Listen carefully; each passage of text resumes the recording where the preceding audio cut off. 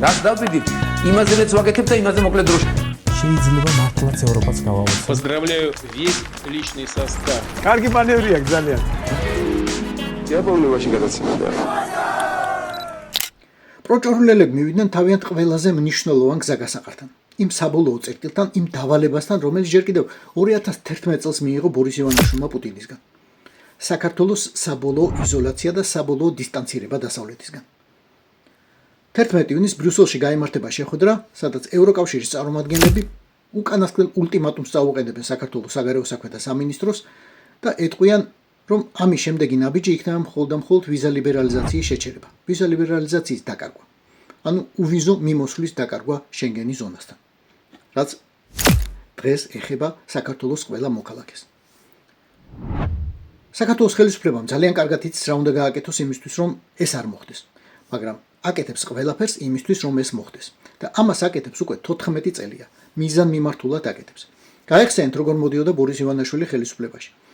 მას კოალიციაში ყავდა ორი ევროპული, პროევროპული პარტია, პროდასავლური პარტია და მაშინ 2012 წელს არ იყო მონგებიანი საუბარი იმაზე, რომ საქართველოს არ უნდა წასულიყო დასავლეთისკენ, რომ საქართველოს უარი უნდა ეთქვა დასავლურ ევროპულ და ევროატლანტიკურ ინტეგრაციაზე. მაგრამ ბორის ივანაშვილს ჰქონდა ძალიან ჭკვიანური და ძალიან, მოდი პირდაპირ ვთქვათ, გოთვერნული შემოგდებული იდეა. რომ საქართველოს პატარა ქვეყანაა, პატარა სოფელია, ამიტომ არ უნდა ერეოდეს რაღაცა დიდი ბიძიების და დიდი ქვეყნების ორთაბრძოლაში და თავისთვის ჩუმად რაღაც კუთხეში უნდა ეждდეს და ხმელპურს უნდა ჭამდეს. მაშინ ბორის ივანაშვილისთვის სამაგალითო იყო სომხეთის პოლიტიკა, რომელიც მთლიან ჩამოკიდებული იყო 2012 წელს გახსენებთ რუსეთს. აი მაშინ სომხეთი იყო სამაგალითო. ამდენი წლის განმავლობაში ბორის ივანაშვილმა ყველაფერი გააკეთა იმისთვის, რომ საქართველოს ჩამოეგლიჯა დასავლურ ორბიტას. გახსოვთ თქვენ, რომ წელიწადნახევრი დააგვიანა, საგანგებო დააგვიანა საქართველოს ევროკავშირთან და ევროპასთან უვიზო მიმოსვლის მიღება. დააგვიანა, ყველაფერი გააკეთეს ხოცებმა იმისთვის, რომ ეს უვიზო მიმოსვლა არ მიეღოთ, მაგრამ საბოლოოდ ევროკავშირმა შემოგტენა, რასაც ქვია. უვიზო მიმოსვლა და ხოცებს სხვა გზა არ დარჩათ, მათ უნდა მიეღოთ და უნდა ეთქვათ, რომ დიახ, სწორედ მათი და მხოლოდ მათი დამსახურებაა უვიზო მიმოსვლა. დღეს ეს უვიზო მიმოსვლა დგას საფრთხის წინაშე. დგას ფატალური საფრთხის წინაშე და პირველი ქვეყანა, რომელსაც გაუუქმებენ, სავარაუდოდ გაუუქმებენ უვიზო მიმოსვლას, იქნება სწორედ საქართველო.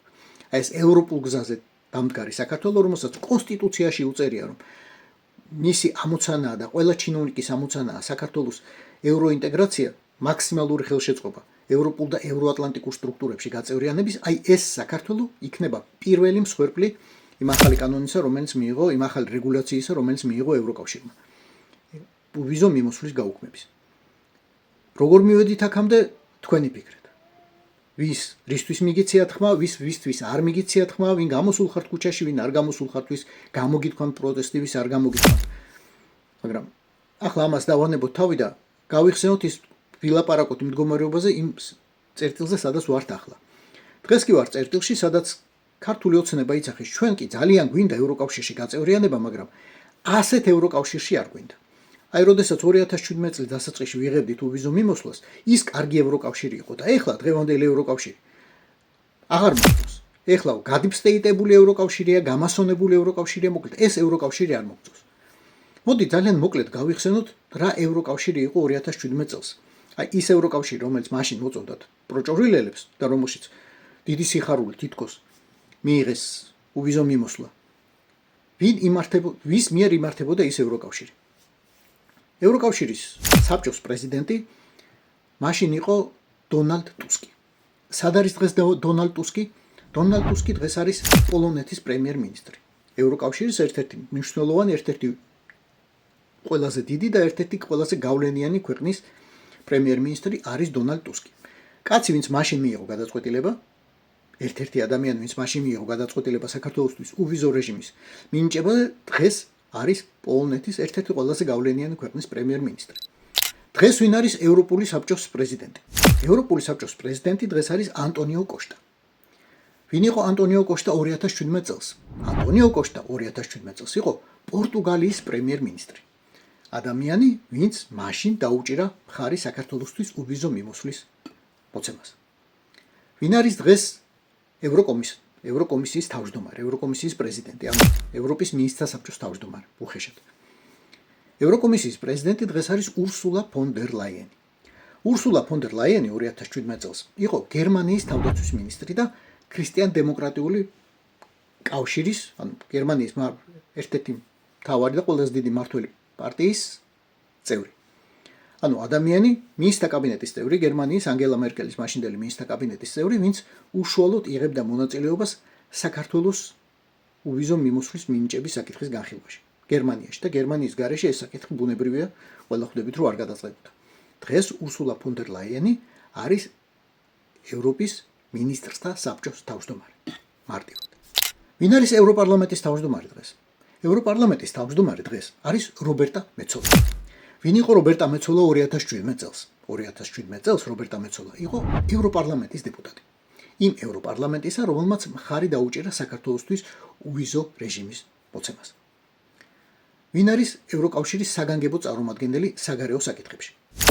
ევროკავშირის საგანგებო წარმომადგენელი საგარეო და უსაფრთხოების საკითხებში არის კაია კალასი. და ვინ იყო კაია კალასი 2017 წელს? კაია კალასი 2017 წელს იყო ევროპარლამენტის დეპუტატი. ადამიანი, ვინც მხარი დაუჭერა საქართველოსთვის უვიზო რეჟიმის მოცემას. ევროკავშირში, რა თქმა უნდა, არაფერი არ წყდება დიდი ქვეყნების მონაწილეობის გარეშე. დიდ ქვეყნებს უფრო დიდი და უფრო ფასეული სიტყვა აქვს. ვინ არის ევროკავშირის დიდი ქვეყნები? ვინ იყო ევროკავშირის დიდი ქვეყანა 2017 წელს? ბრიტანეთი იყო, მაგრამ შემდეგ გავიდა. ევროკავშირის ერთ-ერთი უდიდესი ქვეყანა იყო გერმანია, უკვე ხსენებული გერმანია. რა კი უკვე ვახსენეთ, ანგელა მერკელი, გერმანიის ყოფილი კანცლერი, მისმა კაბინეტმა, მისმა ხელისუფლებამ, მისმა კოალიციამ, ანუ გერმანია მაშინ 2017 წელს დიახაც დაუჭერა მხარი საქართველოსთვის უვიზო რეჟიმის მონიჭებას. დღეს გერმანიაში კანცლერი შეიცვალა. დღეს გერმანიაში კანცლერი არის მერცი, რომელიც იმავე პარტიას ხელმძღვანელობს, ქრისტიან-დემოკრატიულ კავშირს, იმავე თანამდებობაზეა, იმავე კაბინეტში ზის, რომელშიც ანგელა მერკელი. და დღეს დიახ, მერცი იღებს და ემზადება გადაწყვეტილებისთვის საქართველოსთვის უვიზო რეჟიმის გასაუქმებლად. ვინ იყო საფრანგეთის პრეზიდენტი 2017 წელს? 2017 წელს საფრანგეთის პრეზიდენტი იყო ფრანსუა ოლანი. ფრანსუა ოლანის ეკონომიკის მინისტრი კი იქამდე იყო ემანუელ მაკრონი, საფრანგეთის დღევანდელი პრეზიდენტი. ემანუელ მაკრონი სხვათაშორის პრეზიდენტი გახდა სულ ერთ თვეში, მას შემდეგ რაც საქართველომ მიიღო უვიზო მიმოსვლა. ასე რომ დიახ, ემანუელ მაკრონი როგორც მინისტრთა კაბინეტის წევრი, საფრანგეთის მინისტრთა კაბინეტის წევრი, მონაწილეობდა საქართველოსთვის უვიზო რეჟიმის მონიჭებასა და დამტკიცებაში. სახელმწიფოს იმ ძველი ყოფილი მეთაურებიდან 2017 წლის მეთაურებიდან თანამდებობაზე დარჩენილია მხოლოდ ანდრეი პლეშკოვიჩი. ეს არის ხორვატიის პრემიერ-მინისტრი. კიდევ ერთი დიდი კაცი, რომელიც მაშინ იყო თანამდებობაზე, ოღონდ სხვა თანამდებობაზე იყო და რეალურად მონაწილეობდა საქართველოსთვის უვიზო რეჟიმის მონიჭებაში, იყო მარკ რუტე. მარკ რუტე იყო ნიდერლანდების პრემიერ-მინისტრი. დღეს მარკ რუტე არის ნატოს გენერალური მდივანი. დღეს აღარ მონაწილეობს უვიზო რეჟიმის გაუქმებაში, მაგრამ რა თქმა უნდა მონაწილეობს ევროპული და მსოფლიო პოლიტიკის და უსაფრთხოების პოლიტიკის შემუშავებაში. მოკლედ, ეს არის ევროკავშირი, რომელიც არის დღეს და ეს არის ევროკავშირი, რომელიც იყო 2017 წელს.